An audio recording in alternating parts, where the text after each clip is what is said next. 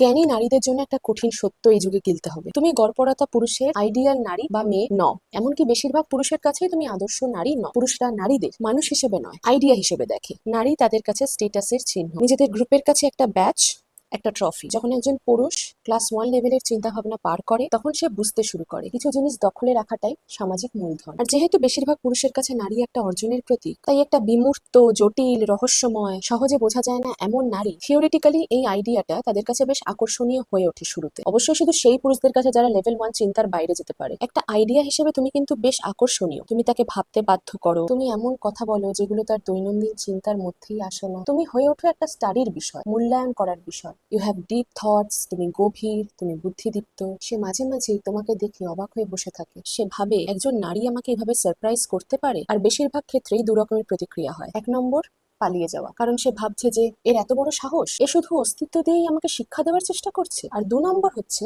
Note করে নেওয়া। সে মনে মনে ভাবছে যতটা সম্ভব তথ্য জোগাড় করে নি, এর কুলনেস, এর স্পিরিট আত্মস্থ করি, তারপর এগুলো ব্যবহার করে অন্য নারীদের বোকা বানাতে পারবো। সাধারণত এই দুটো অপশনই এক্সিস্ট করে। তুমি এই ধরনের পুরুষদের ভয় পাইয়ে দাও, এরা আগে এমনটা কখনো দেখেনি, তোমার মধ্যে একটা তীব্রতা আছে, একটা দুঃখ আছে, একটা বিষণ্ণতা আছে, যা জ্ঞানীর ক্ষমতার সঙ্গে আসে। সে এটা ধারণ করতে পারে না। তার মতে বা তার চোখে তোমার ব্যক্তিত্ব হওয়া উচিত একটু হালকা, সহজে গিলে ফেলা যায় এমন কিছু। তার গল্পে সে নিজেই নায়ক, আর তুমি তার চরিত্রের একটা এক্সটেনশন মাত্র। ওই ধরে নাও একটা অ্যাক্সেসরি, একটা কাস্টমাইজেশন অপশন, আর হঠাৎ করে এই অ্যাক্সেসরিটা কথা বলতে শুরু করেছে। সে ভাবছে এ এত কথা বলছে কেন, এ তো মেন ক্যারেক্টার নয়। সব পুরুষ এমন নয়, কিন্তু বেশিরভাগই এমন। তাই তোমাকে সতর্ক থাকতে হবে।